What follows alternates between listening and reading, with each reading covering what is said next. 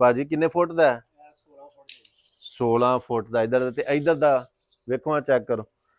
ਅਲੀ ਰਜ਼ਾ ਇੱਥੇ ਰੱਖੋ ਜੀ।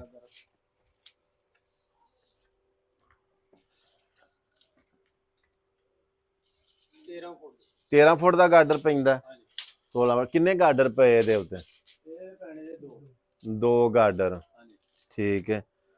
ਬਾਲੇ ਹੈ ਨੇ ਕੋਈ ਟੁੱਟੇ ਭੱਜੇ ਵਿੱਚ? ਇਹ ਦੀਵਾਰ ਲੱਗਣੀ ਹੈ ਤੇ ਇਹ ਕਿੰਨੀ ਮੇਰਾ ਮਤਲਬ ਇਹਦੇ ਚ ਇੱਟ ਲੱਗ ਜਾਂਦੀ ਹੈ? 10 ਫੁੱਟ ਹਾਈਟ ਹੈ। 11 ਫੁੱਟ ਤੇ ਟੁਰ ਜਾਣਾ। ਹਾਂ, ਇੱਟ ਕਿੰਨੀ ਕੁ ਲੱਗ ਜਾਏਗੀ? 12-1300 9 ਇੰਚ ਜੇ। ਆ ਚਲੋ, ਇਹ ਕੰਧਾਂ ਜਿਹੜੀਆਂ ਪੁਰਾਣੀਆਂ ਨੇ ਇਹ ਸਾਈਡ ਦੇ ਉੱਤੇ ਮੇਰਾ ਖਿਆਲ ਚ ਇਹ ਚੱਲ ਜਾਣਗੀਆਂ।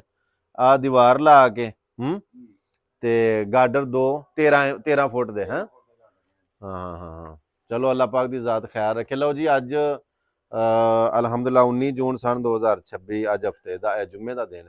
ਇਸ ਟਾਈਮ ਰਾਤ ਦੇ 8 ਵਜੇ ਨੇ। ਅਸੀਂ ਇੱਕ ਮਕਾਨ ਦਾ ਛੱਤ ਪੈਣ ਵਾਲਾ ਤੁਹਾਨੂੰ ਨਜ਼ਰ ਆਉਂਦਾ ਪਿਆ। ਭਾਈ ਉਸਮਾਨ ਨੇ ਨਾਲ ਮਿਸਤਰੀ ਨੇ, ਸਾਡੇ ਠੇਕੇਦਾਰ ਸਾਹਿਬ ਨੇ, ਅਲੀ ਰਜ਼ਾ ਸਾਡਾ ਭਾਈ। ਅਸੀਂ ਆਏ ਸਾਂ ਇੱਥੇ ਵੇਖਣ ਵਾਸਤੇ। ਉਹਨਾਂ ਦੱਸਿਆ ਵੀ ਸਾਡੇ ਮਕਾਨ ਦੀ ਛੱਤ ਪੈਣੀ ਤੇ ਤੁਸੀਂ ਛੱਤ ਪਵਾ ਦਿਓ। ਉਹਨਾਂ ਦੇ ਚਿਹਰੇ ਅਸਾਂ ਨਹੀਂ ਵਹਾਏ, ਨਾ ਉਹਨਾਂ ਨੂੰ ਵਿੱਚ ਸ਼ੋਅ ਕੀਤਾ, ਨਾ ਮੇਰੇ ਰਿਸ਼ਤੇਦਾਰ ਨੇ, ਨਾ ਮੇਰੀ ਉਹਨਾਂ ਦੇ ਨਾਲ ਕੋਈ ਪੁਰਾਣੀ ਸਲਾਮ ਅਲੈਕਮ। ਲੇਕਿਨ ਰਜ਼ਾ ਰੱਬ ਦੀ ਵਾਸਤੇ ਅਸੀਂ ਇੱਥੇ ਹਾਜ਼ਰ ਹਾਂ। ਇਨਸ਼ਾਅੱਲਾ ਛੱਤ ਵੀ ਪਵਾ ਛੱਡਨੇ ਆ। ਗਾਡਰ, ਬਾਲੇ, ਪੱਖਰ, ਜੋ ਕੁਝ ਵੀ ਇੱਥੇ ਚਾਹੀਦਾ, ਕੰਧ ਛੰਦ, ਮਜ਼ਦੂਰੀ, ਇੱਟਾਂ, ਹਰ ਸ਼ੈ। ਭਾਜੀ ਇਹ ਮਿਸਾਲ ਤੌਰ ਦੇ ਉੱਤੇ 2 ਮਿਸਤਰੀ ਲੱਗਣ,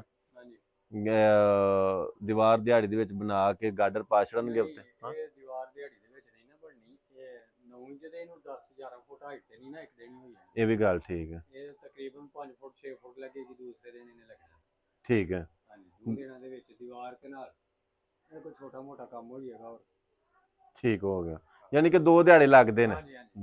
ਲਓ ਜੀ, ਅੱਲਾਹ ਸੋਹਣਾ ਖੈਰ ਵਫੀਅਤ ਰੱਖੇ। ਮੇਰੀ ਜ਼ਿੰਦਗੀ, ਮੇਰਾ ਮਕਸਦ, ਮੇਰਾ ਮਿਸ਼ਨ, ਮੈਂ ਕਈ ਵਾਰੀ ਗੱਲ ਆਖੀ, ਮੈਨੂੰ ਕੋਈ 1000 ਵਾਰੀ ਵੀ ਆਖੇ ਨਾ ਵੀ ਪੈਸੇ ਨਹੀਂ ਮੈਂ ਦਿੰਦਾ।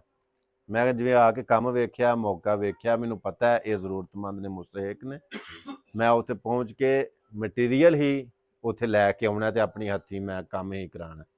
ਔਰ ਇਸ ਵਾਸਤੇ ਜਿਹੜੇ ਜੀ ਮੈਸੇਜ ਤੇ WhatsApp ਤੇ ਫੋਨ ਦੇ ਉੱਤੇ ਮੈਨੂੰ ਆਉਂਦੇ ਨਾ ਵੀ ਪੈਸੇ ਭੇਜੋ ਜਾਂ, ਤੇ ਉਹ ਮੈਂ ਮਾਜ਼ਰਤ ਚਾਹੁੰਦਾ, ਮੈਂ ਨਹੀਂ ਕਰ ਸਕਦਾ। ਬਾਕੀ ਇਨਸ਼ਾਅੱਲਾ ਮੈਨੂੰ ਤੁਸੀਂ ਇੰਦਿਆਂ ਕੰਮਾਂ ਦੇ ਵਿੱਚ ਮਸਰੂਫ ਪਾਓਗੇ, ਆਪਣੇ ਭਾਈਆਂ ਦੇ ਨਾਲ, ਆਪਣੇ ਦੋਸਤਾਂ ਦੇ ਨਾਲ।